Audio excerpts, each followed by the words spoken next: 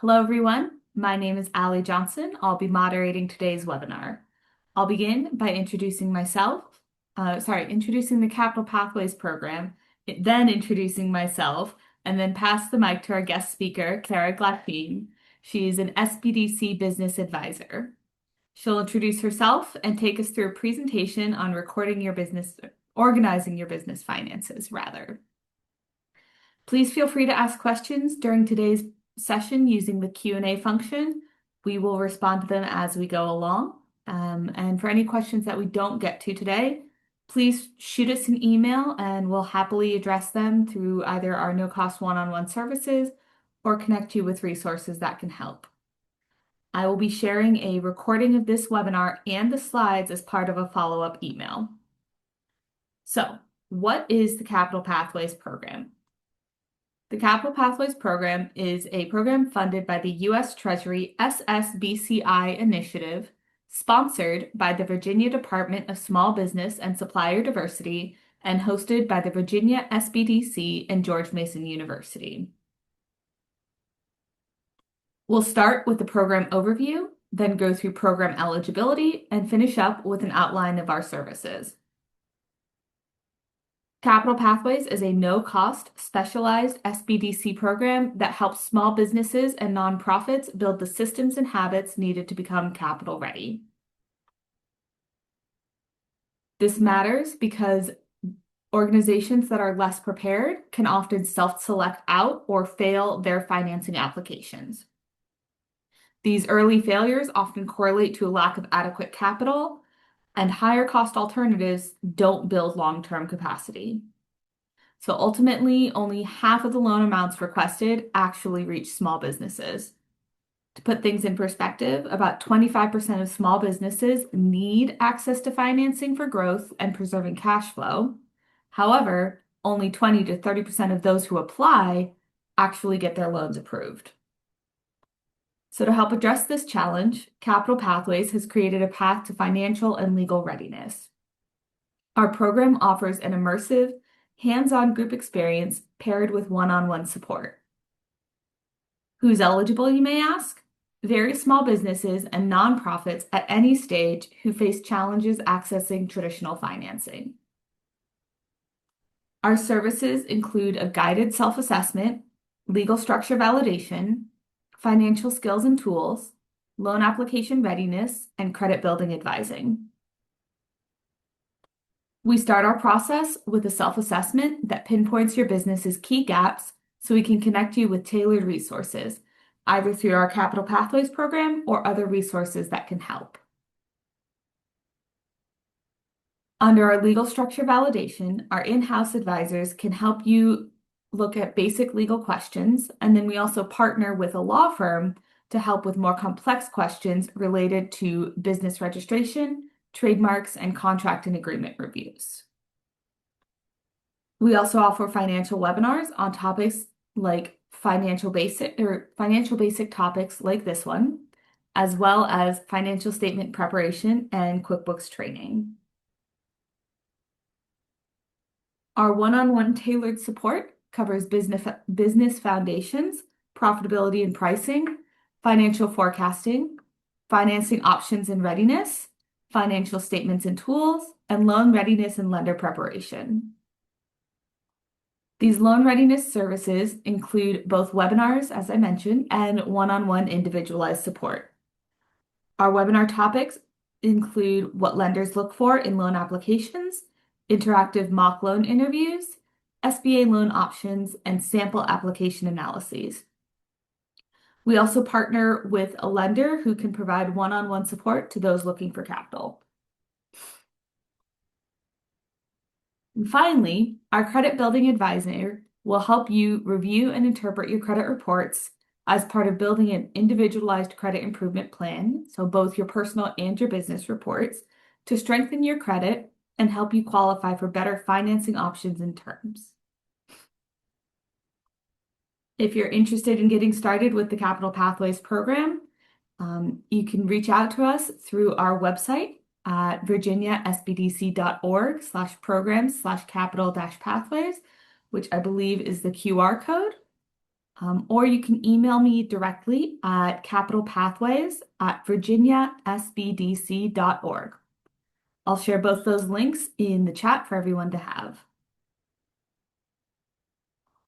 Now, I'd like to shift over to introductions. As mentioned before, my name is Allie Johnson. I'm today's moderator, and I serve as the Program and Intake Coordinator for the Capital Pathways program. I have a professional background in economic development, small business support, and access to finance projects, both domestically and internationally. Our session today will consist of a 60-minute presentation, I believe, or 90 minutes, did we say, Kara? 90 minutes, right? Yes, sorry. 90-minute presentation, rather. And as I mentioned before, please feel free to ask any questions throughout. Using the Q&A function, we'll respond to them as we go. And any questions that we don't get to in today's session, we're happy to address through our no-cost services or connect you with resources that can help. We'll share a recording of the webinar and slides in a follow-up email. And I'd like to now pass things over to Kara to introduce herself, tell us a bit about her background, and start the presentation. All right. Thank you very much, Allie. You can hear me. We've got screen showing. Good. So today I'm here to talk to you about some financial basics. You've got the business, so let's organize the finances. I have been an advisor with the Virginia Capital Region SBDC for coming up on 2 years, where I focus on financial support in our Greater Richmond region. Before joining the SBDC, I worked as a bookkeeper and fractional CFO for startup businesses where I both helped clean up some messes and also work to prevent them. So today, I hope this webinar is as interactive as it can be. I really want you all to use the Q&A feature. Don't be shy. We're going to stop at checkpoints sort of throughout the presentation and go through all the questions that I get. So you're welcome to go ahead and put them in the Q&A at any time, and I'll address them as soon as is appropriate for the presentation. So let's jump in. Now, I'm imagining a lot of you here are already business owners, and if not, you're planning on becoming a business owner soon. So I wanted to frame this for a sort of example business. So our example business is Sarah. She is a successful Richmond cleaning service owner, and by a lot of measures, she's doing really well. She's fully booked with customers. She has an excellent service expectation, and she's managing a lot of the business to the best, to a really high standard. But because of some issues around how she's organized her finances, how she's managing her finances, there's some issues to address related to tax time, related to applying for capital, to loans, for planning to the future where it comes to hiring, and generally it can create just a sense of stress and overwhelm. So the problem that I'm hoping to help address today is what I really see as business owners that are acting like firefighters when they could be acting like an architect. So a firefighter is fighting issues as they come up. I'd say this is reactive. It leads to scrambling at tax time. It leads to missed opportunities and general stress. Versus the architect, we want to be thinking about being proactive. We are preventing problems. We're prepared and able to seize opportunities as they come up and make decisions confidently. That's really the goal. So again, this is where we're trying to go from the left side to the right, where maybe now you feel like you're scrambling for information, making decisions based off of your gut. Maybe you're missing some key growth opportunities. Where we want to help you get to is that you have the financial information that you need at your fingertips, and you're able to make decisions based off of data and past performance. And again, you're ready for growth and funding as the opportunities arise. Now, there are 5 main sections to how this presentation is structured. Again, Q&A after each of these 5 sections. We're going to start with the key first piece, separating personal and business finances, work up to some general bookkeeping, thinking about some systems that we can use to track revenue, expenses, and receipts, uh, diving a little bit into our financial reports, but only at a surface level. We've got another webinar to go deeper, and then talk about how you can set goals and forecast your cash flow. So a lot packed in. That's why we have 90 minutes. If you need to check out early, that's okay. I know the recording and the slides will be sent afterwards. So now, again, I want to highlight what the costs of using this sort of reactive financial management are, and these are examples loosely based off of reality. So the truck driver who isn't able to get that equipment loan because they're not able to prove the income, they're not able to show good financial records to the loan or the lending institution. It's the restaurant owner who ends up having to spend a lot of extra money for the CPA to clean up their books so they can file their taxes. It's the consultant missing legitimate deductions just because they weren't tracking throughout the year. It's the retailer unable to get the grants that they would otherwise be qualified for because they're not up to date on their taxes. And the list goes on. Where we want to see, again, these are loosely based in reality, no specific client information, but where we see folks that are well prepared, they're able to quickly apply for and get approved for a loan in a relatively short period of time. They're able to increase prices fairly without losing customers, and they're able to weather slow seasons without stressing about cash. And of course, it's helpful to be on top of these things so you can be filing quarterly taxes and not have a huge tax bill in April if that's normal for your industry. So, step one, separating personal and business finances. And again, everything here I'm framing as reactive, where we maybe are starting, to where we're trying to go proactive with each section. So if you're in the reactive category, you're probably thinking you'll deal with these things later. You might have some mixed accounts, both on the personal and the business side. And the issue with this is it does create a personal liability risk. Likely you have an LLC. There's other entity structures, but most businesses we work with at the SBDC are LLCs. And you do this to protect your personal liability. When you're mixing business and personal finances, you're actually breaking that down. This also leads to credibility problems when it comes to conversations with lenders, and it makes your taxes just more complicated. So we're trying to get, again, with clean separation early on, or at least from today on, you'll have a better professional image, better legal protection, simpler compliance, and you're going to open the door for more growth opportunities. And to really go in on why this is so important, because it's something that I see business owners struggle with week after week, is number one is the legal protection. There's the term piercing the corporate veil. And so that's where you are no longer separating yourself as the business owner and your business entity appropriately. And again, this is leaving your personal assets at risk. Taxes are complicated. We want to make sure that we have clean records, in case we're audited, but also so we're on top of things as they come.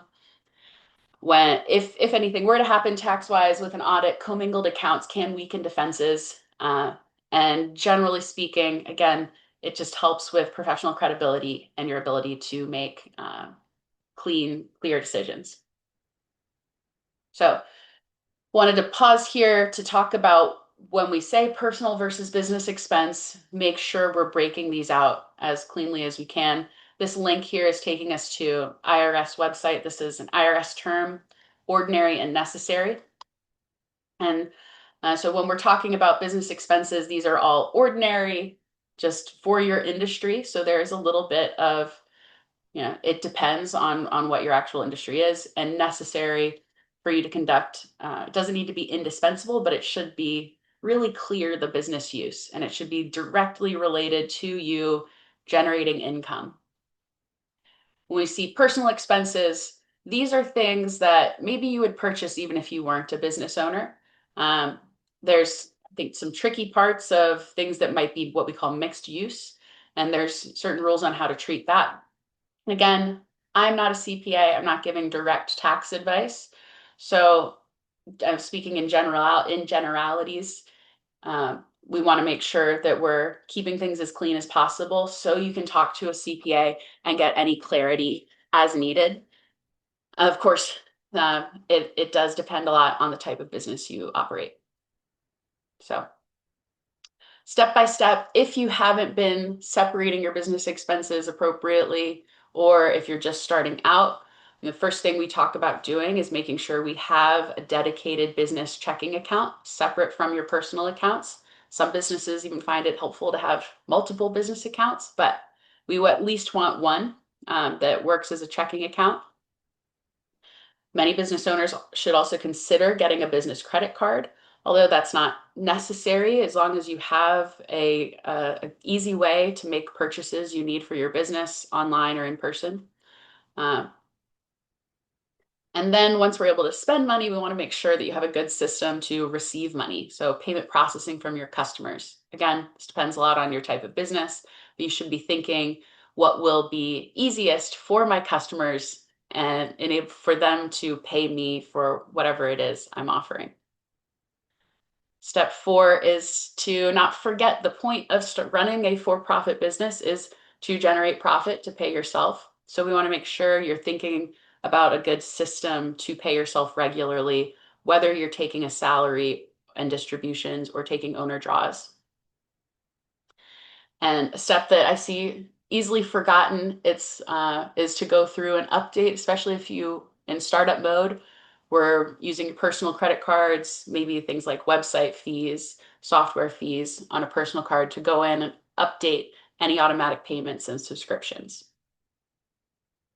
Some common mistakes that I see when it comes to separation is, I think, the most obvious, right? We see a lot of personal expenses when we look at your books, whether you're using QuickBooks or spreadsheets. We're seeing personal expenses mixed in with those business, and that just creates a lot of difficulty if you're working with an accountant. It creates some issues if you're working with lenders.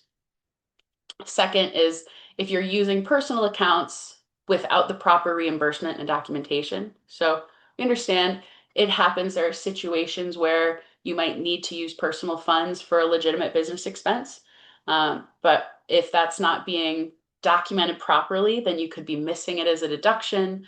Um, and it could just make it so you might not get that tax benefit. Other mistakes are forgetting to update reoccurring payments, or you notice something, but you just haven't gone into the account and updated the credit card. And something worth noting too is I do consider it a mistake if you're not thinking about how you're paying yourself thoughtfully. If you're taking random owner draws or if you're not documenting these draws. So I want to highlight with tracking owner draws, if you're using something like QuickBooks, owner draws and owner distributions should be categorized in the equity section of the balance sheet, preferably as owner draws. If you're using spreadsheets to track your expenses, just a simple memo and listing the date, the amount, and if it makes sense for your business, if you have the cash flow, it's nice to start setting yourself up as if it's almost like a salary on a weekly, bi-weekly, monthly basis. And that way, should you transition to where you are paying yourself a salary, you're prepared to do so. All right, so we are now at our first pause. Again, a disclaimer, I cannot provide business-specific tax advice, but if there are any questions about this topic, financial separation, happy to address them now. Otherwise, if they're occurring to you as we move into the next section, I'll address them when we get there.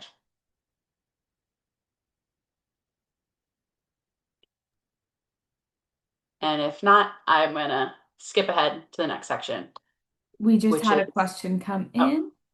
And as a reminder to folks, please use the Q&A feature to submit your questions.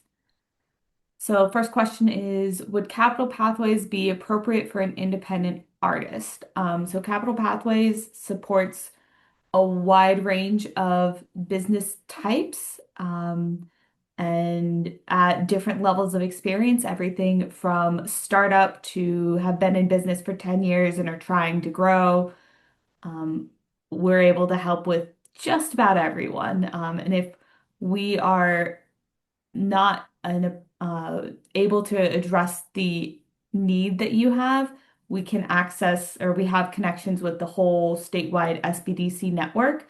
So we'll be able to find you a resource that can help. Um, Yeah. And next what, question. go ahead.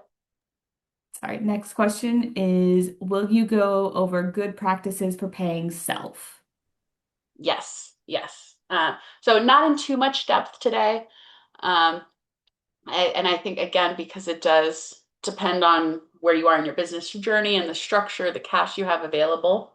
But there's a little bit more. And if there's any more specific questions as we get to the end of the presentation, or specific things you want me to address, I'm happy to do so. But again, we are operating for-profit business, assuming you're a for-profit business. Yeah, we want to create profit for the owner, which all of you should be. So that should be made a priority early on. Okay. On to basic bookkeeping. So I know when we think about bookkeeping, a lot of people think first of software, of QuickBooks, of Xero, of the competitors out there. Bookkeeping existed long before there were softwares to do it. So I want to talk about bookkeeping more as, in the general sense. There's different webinars really focused on QuickBooks or other topics. The goal is to move from kind of reactive chaos into these proactive systems where you have the information you need at your fingertips. So a lot of businesses, when they're in reactive mode, are thinking about their bookkeeping as, I'll worry about this at tax time. This can be a lot. So if you're filing taxes just before the deadline in April, you're thinking about transactions maybe 15 months earlier in the year. It is really easy to forget what was what the purpose was. It's an opportunity to create stress, errors, and missed opportunities. Or you end up having to spend money to have someone else fix what you're working on. If you're proactive, if you are tracking, ideally at a weekly or a monthly basis, you're going to have more confidence, better decisions. And if things are difficult, you can always reach out to Capital Pathways or the SBDC or your tax advisor and address those questions as they come up. So when I think about bookkeeping, I'd say really, ideally, we want to be in this green zone, levels 3 to 5. Think of the least sophisticated methods when it comes to tracking, and really, level 1 isn't really even bookkeeping, right? You're running your business off of your bank balance. You're pulling up that operating account, saying, "All right, I've got $7,000 in it. I can afford to do X, Y, and Z this month." There's a lot of issues with that, especially when it comes to payment timing. You might not have as much money as you think, or if you're using credit cards, it can be really messy. Level 2 is where maybe you've got some lists, you're tracking some expenses, either online or in notepads. But we want to at least get to level 3. This is our focus of today, where you can use simple systems like spreadsheets with categories. As long as your business is fairly simple, if you have a low number of transactions or you have a simple business model or you don't have multiple accounts or loans, a lot of people can stay here for a while. Now, again, if you do have more transactions, more complicated business model, as in lots of different types of revenue, or you're managing a lot of accounts or loans, credit cards, really this is where using that paid software with more complete financial tracking is going to become more necessary for your business. Uh, Recently, I actually had someone ask me about what about using an AI, just one of our AI chatbots for bookkeeping, as in you upload your bank statements into ChatGPT or Claude. I warn against that. I've seen a lot of errors in how AI treats our different financial statements, that they're not connecting to each other. There's a reason to use financial tracking systems, and these are going to be stand up better if you're talking to a lender, you're talking to a tax professional. Also, I always warn people we don't want to be uploading too much personal business, individual information into especially free AI models. So ideally, this is where we want to be, at least having clean, good spreadsheets and more advanced using an appropriate software and tracking system. Now, if you're just starting out, you should be thinking, well, what if I'm using a spreadsheet, what are the necessary things to be tracking? Uh, Here's a simple list to get you started. We want to see date. We want to see the customer or the vendor, whether it's an income or an expense. We want to see the amount that you're spending. We want to think about the categories. So starting to do a little bit of organization on what you're spending money on or what types of revenue you're receiving. You can have a quick description optionally, and then thinking about your payment method or your account. And I'll show you an example in a second. So with expense categories, here's some common ones that we might think about. Cost of goods sold. These are really like our direct expenses when it comes to producing a product or service, meaning if you stopped selling that item, that product or service, that cost of good expense should go to zero. So they are directly linked. Our general operating expenses like supplies and equipment.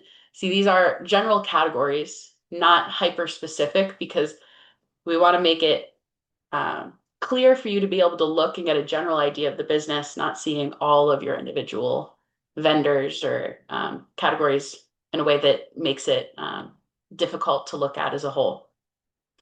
And then I have a note here about owner draws. So again, if you are an LLC and you're filing your taxes as a partnership or a sole proprietor, you're likely paying yourself through owner draws. And owner draws are not a deductible business expense. They're a non-operating expense and they should not appear on your income statement. So for this reason, I highly recommend tracking these separately. Now, if you want, I've made available, and thank you, Allie, for posting it in the chat, a sample template for tracking your really everything a QuickBooks would track your revenue, expenses, owner draws. It also uses some formulas to create monthly summaries. Again, this works if your business is pretty simple, you don't have a ton of transactions, and also can just be a useful tool if you're trying to understand better how you should be budgeting or how your expenses are flowing through your business. So worth taking a look no matter where you are. And I'll show little screenshots from each of these sections. So first step is to think about your revenue, your income. Usually we want to start by defining these revenue categories, and this is going to be dependent on your business. If you only have one type of product or service, then you can keep it general. You can just track income or sales, or whatever it is. But maybe in this example, you offer both a flat fee service and you also offer hourly consulting. It might be helpful for you to track those two types of revenue separately. So when you're looking back at your books, you can see, maybe seasonal trends, maybe growth in these individual categories. But when in doubt, simple is usually better. We also have an expense tracker. Now, again, if you're working on QuickBooks, if you're working in an Excel sheet or Google sheet, what you should be starting by thinking about how do I want to define my expense categories? Depending on your type of business, if you are a HR consultant, something, maybe you have a lot of softwares that you need to track. Versus if you are a landscaper, you might care more about equipment and tools. But you want to make sure that the chart of accounts, the expense categories you're using are appropriate for the type of things you're spending money on. In this example, you can see I've got the date, got the vendor, I've got the amount, and I'm also saying this payment account to say maybe initially when I started, I used personal funds because I didn't have a business account set up. And this allows me to track both the expenses that came out of my business account and out of my personal account. Again, recommending tracking owner draws separately. It doesn't need to be anything too fancy. The date, the amount, and any notes that helps you as you're going back. You're looking at bank statements. You can see, oh, this was money I took out of the account to pay myself, not to reimburse for expenses, not to pay cash for for a business need. We want it to be clear, and we should have a pretty quick understanding of how much money have you paid yourself in the given year.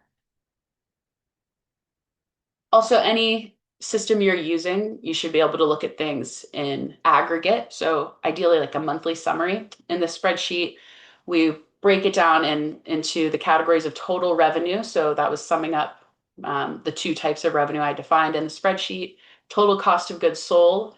And then we think about our gross profit, which is revenue minus your cost of goods sold. That's displayed there.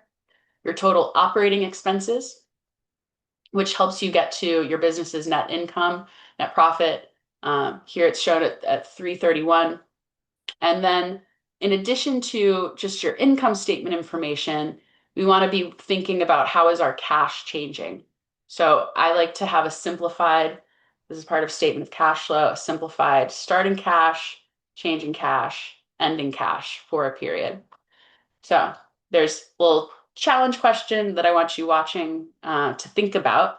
Based on what I've shown and what I've talked about on the previous slides, if net income is showing that you gained $331, how come our change in cash is only 181? And why is the ending cash 181? This has to do with non-operating expenses or non-operating cash outflows, which here was our owner's draw. So that's the difference right there. We paid ourselves that $250, which affected our ending bank balance, but it did not affect our net income or the information that would be on an income statement. If that's confusing, that's okay. The understanding the financial statements in detail is actually another webinar that I give through this program every couple of months. So this critical step is often overlooked, and it should be done, again, whether you're using QuickBooks or another accounting software, or if you're tracking your expenses on your own. And this is monthly reconciliation. And when we say reconciliation, what we're checking is we are reconciling, we're checking that the bank account listed on your actual bank statement matches your tracking system exactly. And so on QuickBooks, there's a specific reconcile feature where you click on the reconcile in the menu and it takes you to a place.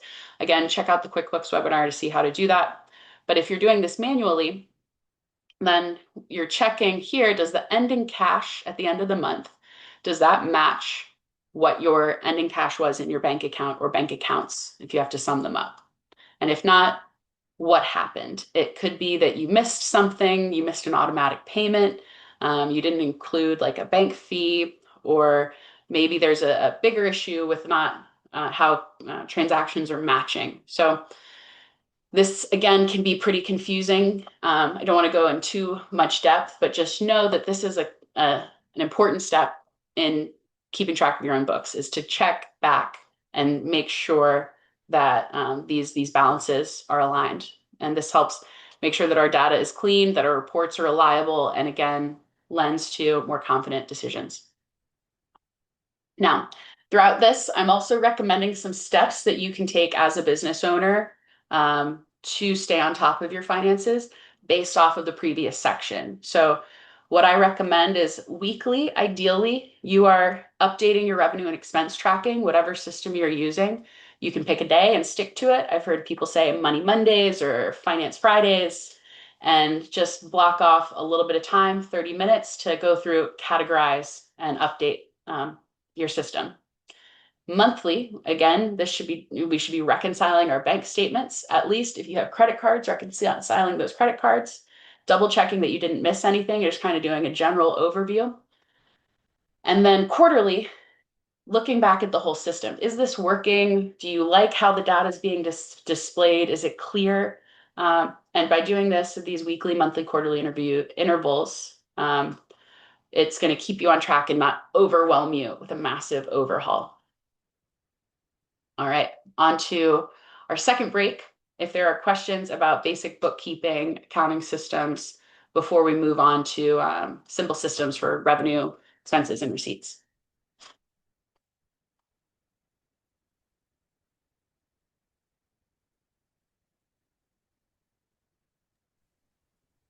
We have one question in the queue, and it is for a small business with just a spreadsheet tracking revenue and expenses, is there a recommended template with categories to include?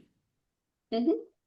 And so the link shared here, if you follow, and I'll go ahead and click and follow the link from the chat. It's pretty general. Again, this is thinking about a very generic business, rent, accounting, advertising, etc. This is a sort of starting point for you. But then you can always go back and look at your expenses and see, is there anything that you're spending money on that doesn't fit into these categories? And if so, where should it go? It's helpful to make sure that you have the information in your categories so that you can easily file your taxes, so you can familiarize with how taxes are reported. But then other than that, it's for you to look at your business and see where you're spending money. So you can really, within boundaries, make your chart of accounts look like whatever you want. And we had another question for someone asking to share them again, so I just dropped them in the chat again. And these templates, examples, they are very much just templates and examples. There are, I'm sure, thousands you can find online. The Capital Pathways advisors can work with you to create one that's really customized for your business. I work with my clients to help them customize systems. So it's a starting point, but if it works, then you're welcome to use it. All right, onwards. Cool. So in today's business landscape, there are a lot of systems out there. And again, this is something that's highly customizable to your specific industry or business type. So we want to make sure that we've got whatever systems we need in place for the main things: revenue, expenses, and receipts. And for different industries, like I said, there's going to be different needs. For example, if you are a retail, like sort of product online sales type business, Etsy has a lot of these tools built in. There's Shopify, there's Square. And I feel like there should be a disclaimer that with technology moving as fast as it is today, there is probably a new software introduced every week. So making sure that you're staying up to date, doing some searches, as long as you're thinking about, well, what does my business really need? Is there an alternative where I can do this cheaper or even on my own? And then as business or sales increase and you're noticing, wow, I'm spending a lot of time, for example, sending quotes to potential customers. Is there a system that I can implement to help streamline that process? And kind of going from there. And yeah. The primary goals are, you want to make sure that you're creating a system that makes it as smooth and easy as possible for your customers to purchase what you are selling. Now, some businesses don't need all of this. If you have some simple businesses, you might just need accounting software, because check the software that you already have. Maybe they have features or add-ons that you can use that might handle payment processing or scale sales. But a note that sometimes I'll ask people if they're using an accounting platform and they say, yes, I'm using MindBody as a gym. And problem with that is that's really only tracking the sales side. It's not giving us a whole financial picture. So many accounting systems has these tools, but a lot of these independent standalone tools still need the accounting system behind it. When it comes to receipt tracking, really the goal behind it is audit proofing your business. If you were to be contacted by the IRS tomorrow and said, I need documentation of your expenses of X, Y, and Z, you'd be able to say, no problem, and send off what they ask for. So it can feel like a lot if you are put in that moment. You have to look back again up to 15 or more months to dig up old receipts.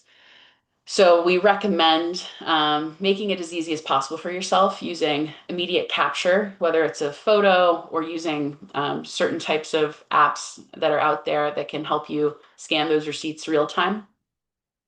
Or even QuickBooks has features to help you track receipts. And then when it comes to organizing, it can be as simple as a dedicated phone, a dedicated folder on your phone that says business receipts. So it's at least in one place. But there's again, these other more advanced options, and there's always a paid service if you really need a robust tracking system.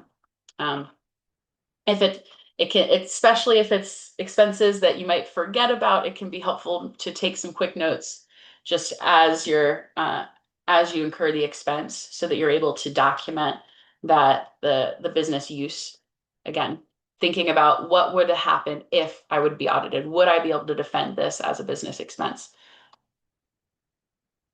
There's also some special tracking situations. So for small businesses, micro businesses, we want to be thinking about what potential deductions we can take. And a common one I see a lot of is mileage versus vehicle expense tracking. And so when it comes time to file taxes, you can typically track your mileage or you can do your actual expense, but you can't be claiming both. So for a lot of businesses, they find mileage is just easier. So to track your business travel throughout the year, whether it's through an app, a logbook, or a spreadsheet, and then using that year's mileage rate to calculate that at the end of the year.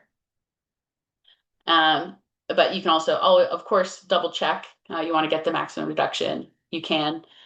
Some businesses have cash transactions. Maybe you accept cash payments and then just deposit into your business bank account. Maybe you accept, you know, uh, you have other modes of payment that just are more difficult to track due to your current situation. We still want to keep a log of that where you have access to show proof of service, ideally, where you at least the information of the date, the customer info. Other deductions we see are home offices, and this is typically based off of a percentage of home used exclusively for business. And again, just like mileage, you can either track actual home expenses or use a simplified method. You can work with a CPA to determine what makes more sense for you. And then other things that you might be able to deduct are mixed use items like cell phones or other types of bills that go for personal and business. Technically, the way we'd want to do that is calculate the percentage of time that you're using it for business and be able to deduct that. And then, maybe you have other special situations that you might want to track, like if you are you reimburse clients. Clients are reimbursing you for things you might purchase for their business, and we don't want to count it as general income. So again, think about your business, think about your needs, and you can always talk to an advisor about coming up with something that will help make sure you've got what you need documented when it comes time to pay your taxes. Now, updating that time-saving systems, we are still on thinking about weekly, monthly, quarterly, and now we're just adding a couple things to our weekly list, and that is to log any revenue tracking tools, check that your receipts are up to date, and update any specialized trackers. Okay. Any quick questions related to what we just discussed?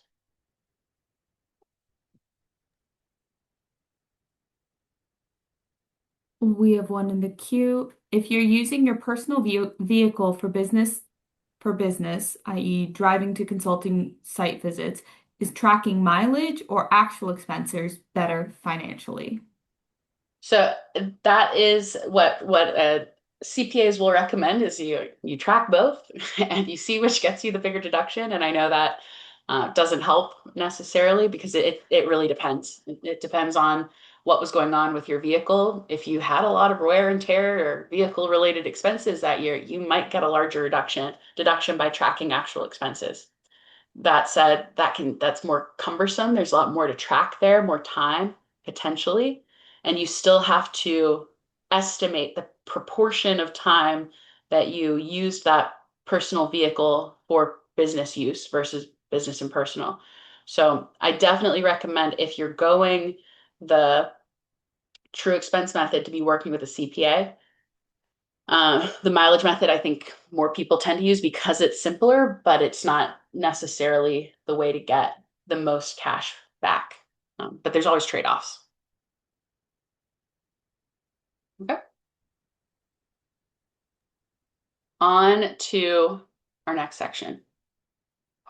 So this is just a quick overview of a reminder to look at reports, your income statement, and think about what they can show you, and how you can be thinking about questions as they relate to your business. So just like your car has gauges, your financial statements serve almost as a gauge for the health of your business. And your car dashboard, it tells you, you've got your speedometer. Am I going too fast or too slow? Will I have enough fuel to make it to my destination? Is my engine overheating? Similarly, your business dashboard or your financial statements are going to tell you, are you making or losing money? Are you profitable? Do you have enough cash, fuel in your tank to make it through slow season? You can see trends. Is your business generally growing or is it generally declining? And we want to be checking that pretty regularly. Now, the key reports to monitor, the three reports we talk a lot about are income statement, also known as profit and loss, statement of cash flow, and your balance sheet. For today, really focusing on that income statement or profit and loss statement and your statement of cash flow. So a quick look at our income statement. This is, like I said, I might refer to it as a profit and loss. I might refer to it as your P&L as shorthand, but this is the most important report for most small businesses.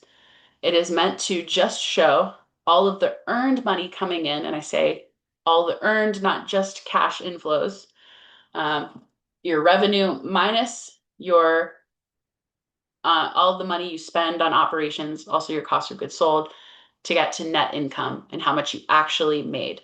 Now, sometimes you'll hear terms like net income, net profit, even EBITDA, or earnings before income, taxes, depreciation, and amortization.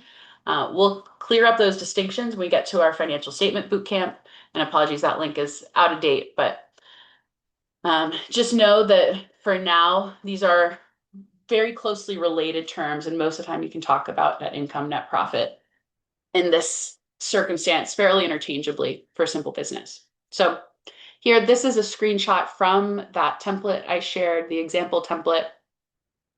Again, it doesn't have to look like what you see in QuickBooks. This would be a summary income statement because it's showing us our total revenue, total cost of goods sold, getting to our gross profit, which again is the revenue minus the cost of goods sold. It's summing up all of our business operating expenses and getting down to our net income, or generally our business's operating profit. And when we look at this, I really recommend having a way to reflect on your business profit and loss statement on a monthly view, because we're able to look at trends and not just overall how much have you earned or spent in the year.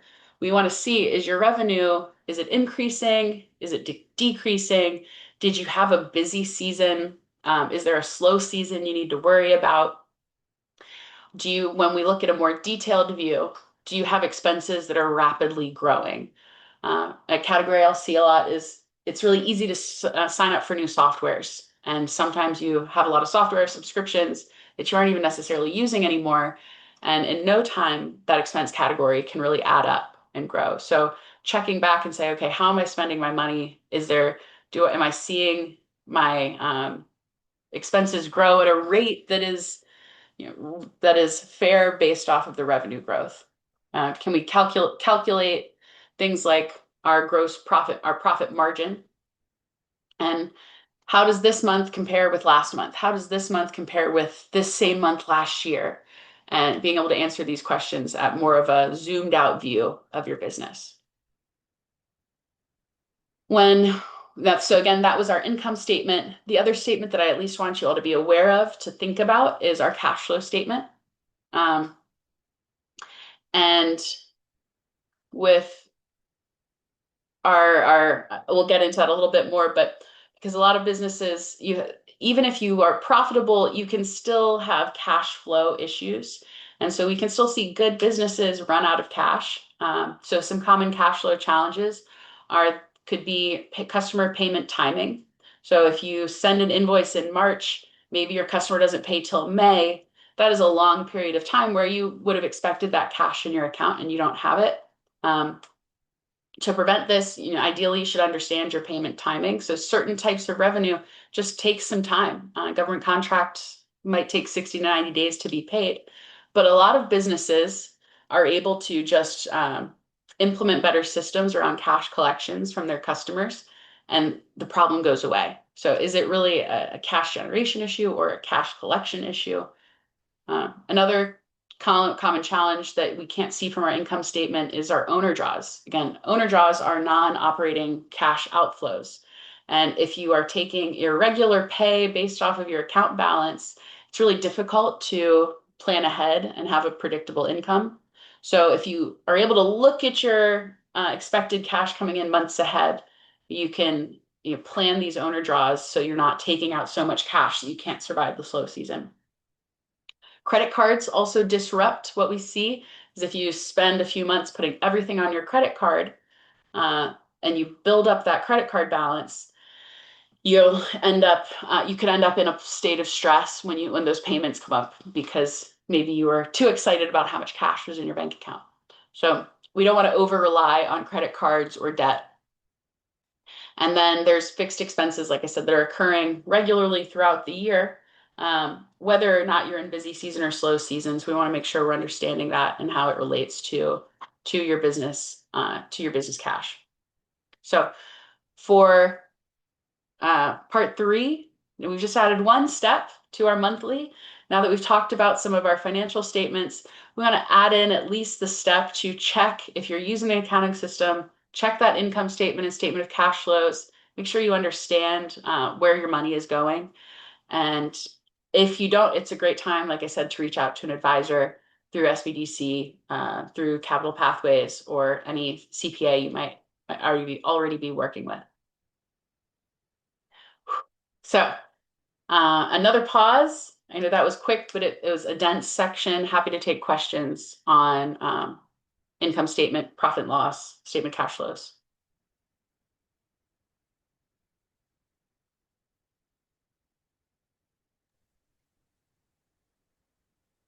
We have feedback from a participant saying, wanting to say that this is great. Thank you. Good, good. Yeah. You can always watch this back, reach out with questions, pause for another moment. Otherwise, we'll keep zooming through.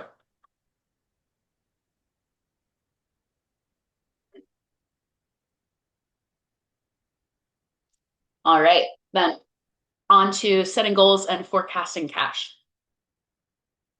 And again, I'll say there's no one template, one method to do this. We want to use something that's clear, simple to you. I've seen some people building their own methods that I think there's a lot of benefit to kind of rolling your sleeves up and figuring out what works for you. You'll learn it a lot better that way. But our goal is, again, to go from hoping that things are going to be the way we want them to be to planning ahead. When we think about this in that reactive, proactive framework, that what this might look like today is, I really hope sales pick up. It's wishful thinking. You don't have concrete targets. You're basically flying blind. Now we're trying to get to proactive goal setting, where you set specific targets based off of real data. You're using past evidence or measurable milestones, and that way you're able to course correct as issues come up, instead of waiting until things are in a really tricky situation.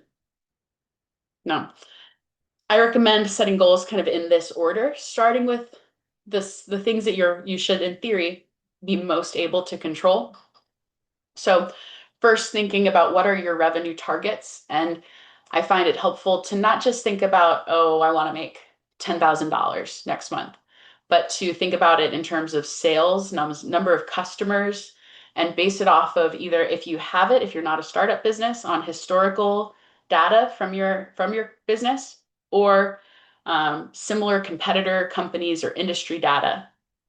And ideally, also, it's tied to specific actions. So I want to expand where I'm selling my services to a secondary market, and that could allow me to double my revenue in a measurable amount of time. Or I want to start selling a new product, and I think that product will sell, at least as well as what I currently sell. So thinking about not just the how much, but how am I going to get there, and why do I think this is a reasonable target? Then we can think about our expense management. How can we control costs before it starts to really take a chunk out of profit? If we're working on both revenue and expenses, we can talk about profit improvement. So maybe we can make some changes to pricing, or we can shift out the way we sell. And then we can think about building out an emergency fund. How much cash do you need to weather 3 to 6 months of a slow season? Or what happens if you get sick as a business owner? A lot of small businesses are fully dependent on their primary owner, and need a bit of cash reserve in case things happen.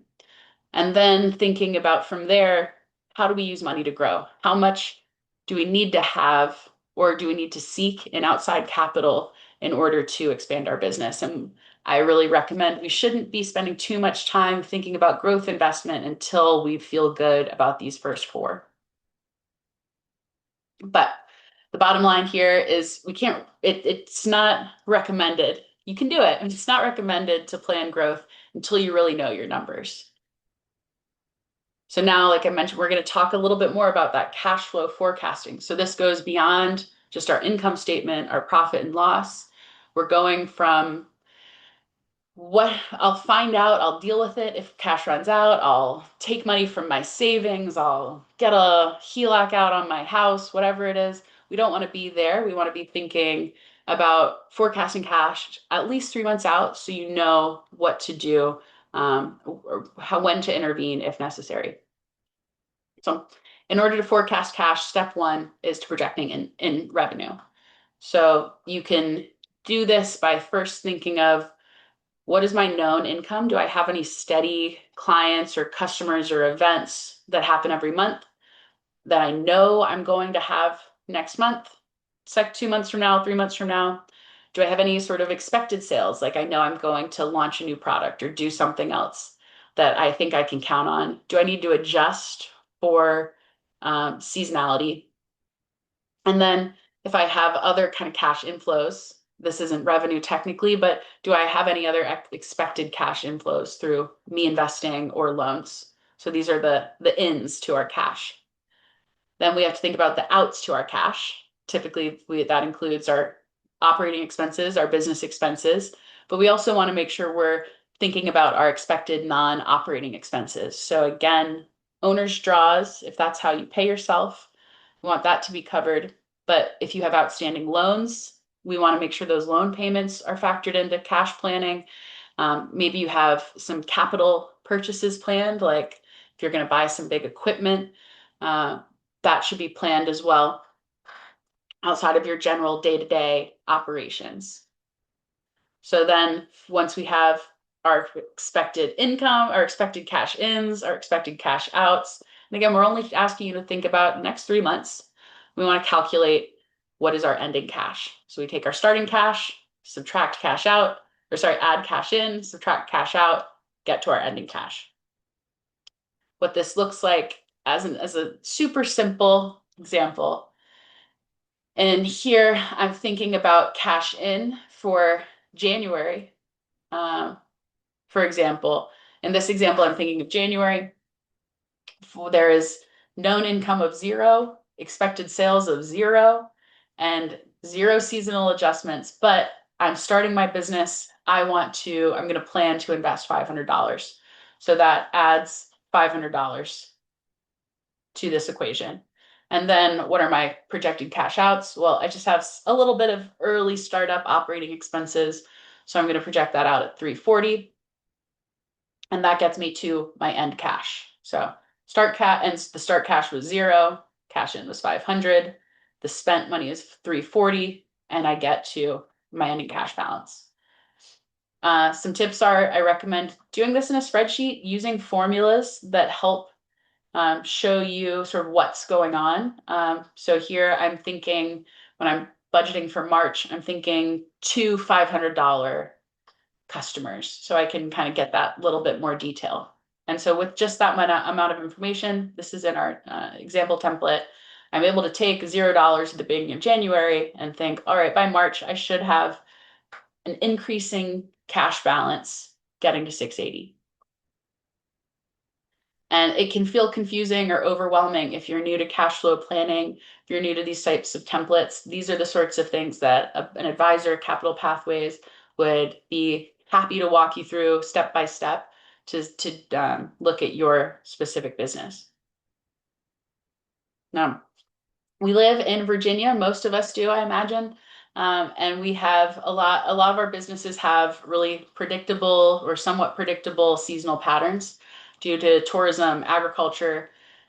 Of course, certain construction businesses, we've got holiday seasons and retail, and then certain professional services will have specific, calendars that you would plan. But in addition to that, there's also your availability. So as a small business owner, you might have started this business to have more flexibility, and maybe you want to take all of December off. Then let's also make sure we're planning for that. So you might not have as much revenue when you take time off. So include your availability as well as seasonal industry variations. So if you were to take an action step here related to that, if you aren't aware of seasonal patterns in your business, if you have your financial tracking system in place, you can look back at the past 12 months and see what were your highest months or your lowest months. Why did that happen? Can you come up with a clear reason to explain it?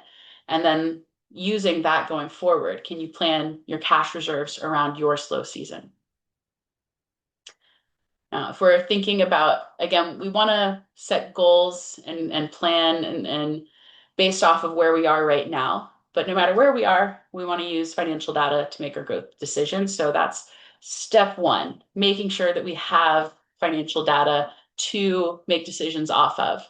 And if we have that available, we want to first say, okay, if we're trying to plan for growth, do we have at least 3 months of cash reserves already set aside?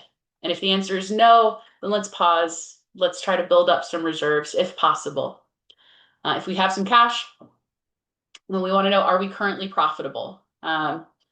If we're not currently profitable, then what's going on? Can we evaluate our expenses? Or can we boost revenue? Can we come up with a plan to address profitability before moving to the next piece? And that's asking, do we see an upward trend in revenue growth? If we don't, if we see a sort of stagnant growth or if we see decreasing sales, what can we do? Do we need some low cost sales or marketing? Do we need to get the word out? Do we need to offer a new service? Um, what what actions can we take before having to spend or invest a lot of money or resources? If you have debt, is that debt manageable? Meaning you don't have a lot of high interest debt, you're not spending a lot on interest on a monthly basis.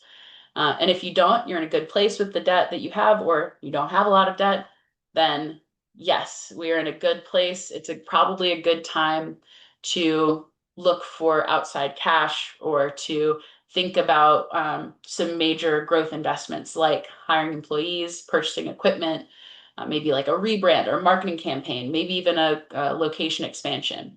So that's what we want to make sure we're checking in with ourselves, that we're covering all our bases before, like I said, spending a lot of capital. Now, we're updating, taking the same action plan, what we've talked about before, our checklist. And I want to offer up a couple of things that you can do as a business owner this week if you haven't already done them. Starting out, if you don't already have a business bank account, it is a great time to go ahead and open one. There's a lot of options available. There's your local banks, there's online banks. You want to look for a bank that's suitable for your stage and your needs. If you are if you already have that bank account, but you don't have great tracking systems in place, now is a great time to start or update what you have. You can look backwards at the past couple of months, make sure that you've been keeping good track of your receipts, get those organized, come up with a system to track them in the future. And you can start setting time aside in your calendar on both a monthly and a weekly basis to start working through some of this financial planning. Now, as needed, SBDC, we are here. Capital Pathways, we are here to check in with you, to keep you on track. You are always welcome to reach out to an advisor and talk about what you can do to stay on top of these. And again, our weekly, monthly, quarterly, this is a combination of everything from our prior sections. What are the things you should be doing on a weekly, monthly, quarterly basis? Again, to keep you in a good place so you can make confident decisions when it comes to your business, tax planning, going out, reaching out for capital, and more. So this is the hope. Remember Sarah from the beginning of the conversation. She's got a great business, happy customers.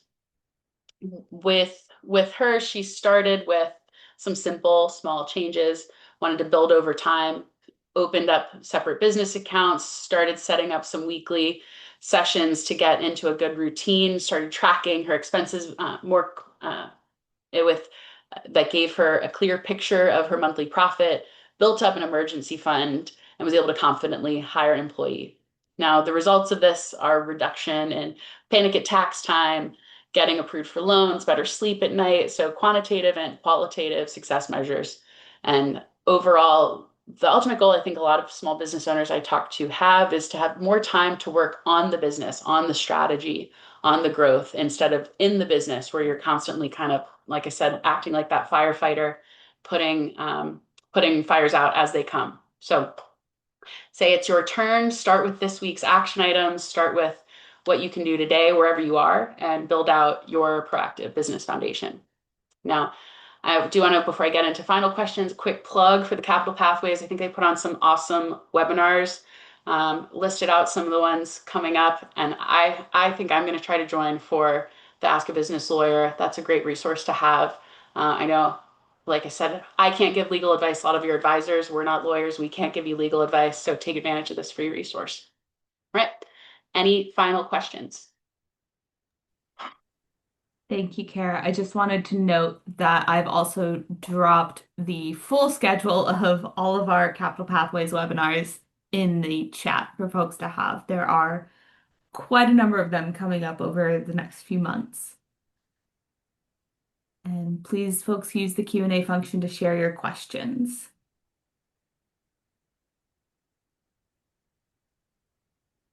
And if not, we're happy to wrap up early, give you some extra time to your afternoon.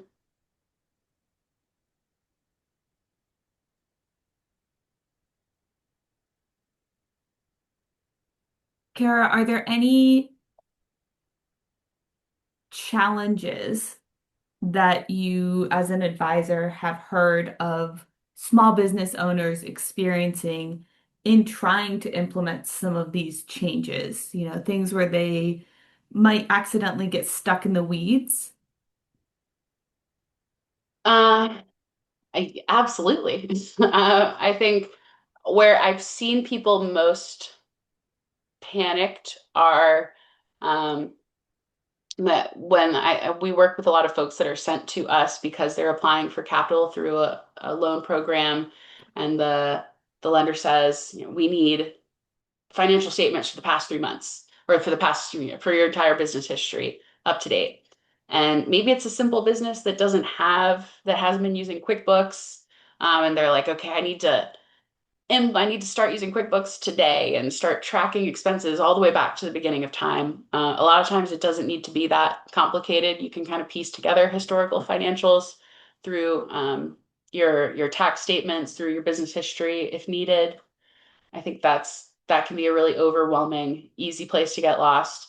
Another place I see people really caught up are if you have an accounting software like QuickBooks, and you've only been partially paying attention, that can be a really stressful thing to log back in and see, oh my goodness, there's 1,000 uncategorized transactions. And I think that can really prevent progress. And there are ways where there are times where we don't want to let perfection, of course, be the enemy of progress. So talking to an advisor and coming up with, okay, I acknowledge maybe I haven't had the best financial tracking practices in the past, but I want to change that today. Sort of clean up our books as of maybe the first of the year. Pick a point where we want to start getting in the flow of things and go from there instead of thinking you need to have perfect squeaky clean records from the beginning of time. Awesome. Yes, and for folks who are at that stage where they're trying to figure out the back recording, um, I highly recommend joining for our QuickBooks 101 session. It's a great introduction or reintroduction to QuickBooks, run by our QuickBooks Pro advisor, Jamie Dion. And she also does one-on-one advising. So just brief plug for that. I'm seeing a couple thank yous come into the Q&A, so thank you everybody for joining us. We'll give it another minute or two. If folks have questions, please get those in. Otherwise, as Kara said, we will just close out a little bit early and be gentle on this Tuesday back to work after a long holiday or long weekend.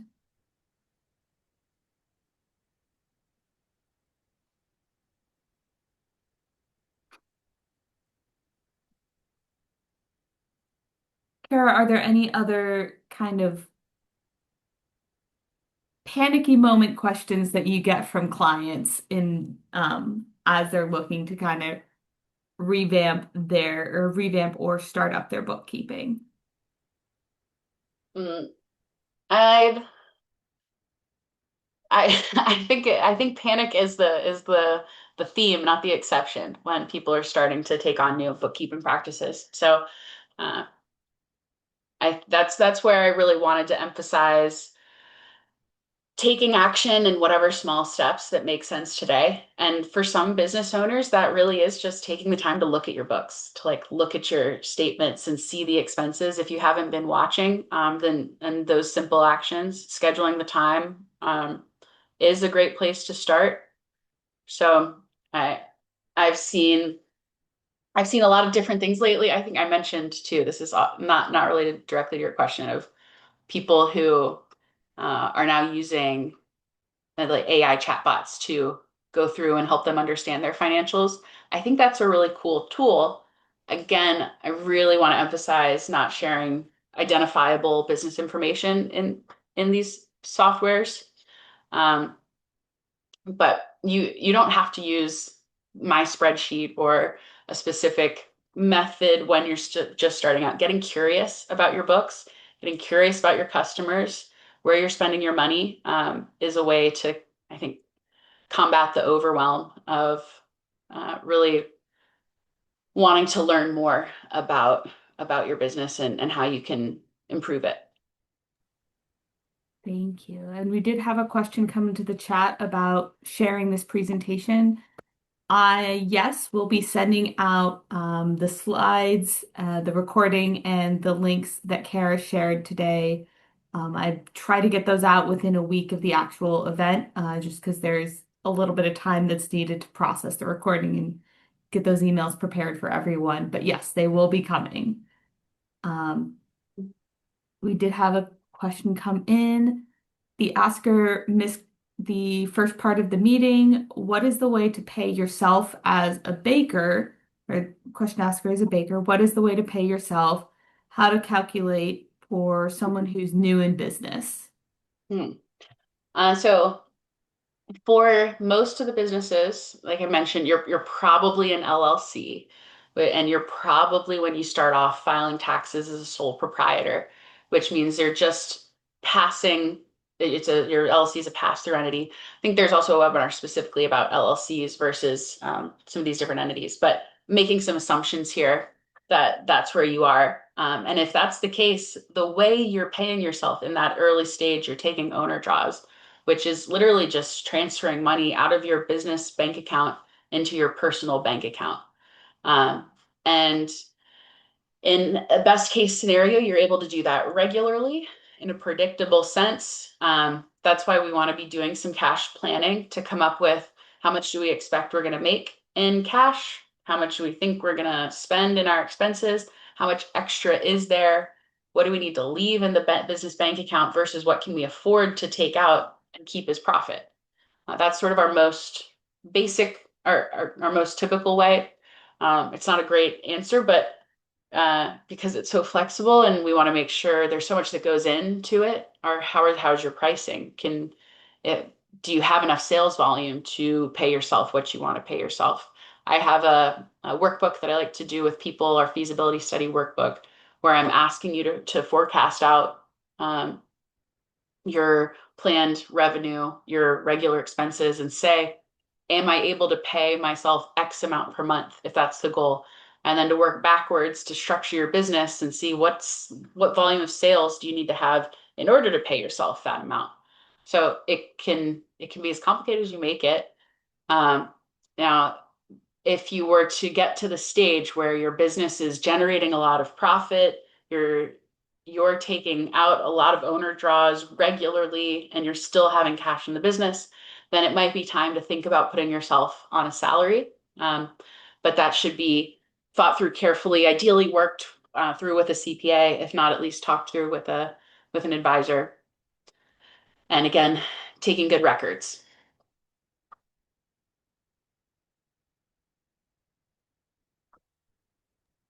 Thank you. That's very helpful information, as I know a lot of business owners are wondering, how do I pay myself? Um, and how to do that appropriately. Another resource a lot of people like, it's called Profit First. It's and so that this in this framework, it's actually recommended that the goal is for all the money you have coming in, you literally, as the title says, take profit first. So if you know you've got $100 coming in from customers, I know that on the front end, I'm going to set aside 10% of that for my profit, and the rest of that covers our cost of goods sold, our business expenses. The downside here is you've got to make sure that you have enough to cover the rest of your business expenses. But that way, it's really putting at the top of the forefront of your business that you started this business to be able to pay yourself, and making sure you have the systems in place, the costs to be able to do that. Thank you. So I'm not seeing any more questions come into the feed, but as I said at the introduction, if you have questions, that about this webinar that wake you up at 3 in the morning, but you didn't think of them during today's session, just shoot us an email. I've dropped my contact information in there, and if it's a question specifically for Kara, happy to pass that along. Great. And with that, I think we will draw our time together to a close. As I've said, I'll send out a recording and slides and the links in a follow-up email. And reach out to us if you have any questions. Kara, thank you so much for presenting to us today. You've shared some really impactful information. Thank you. Always happy to come back to these. Yeah, and thank you everybody for joining us. Hope everyone has a wonderful rest of your day.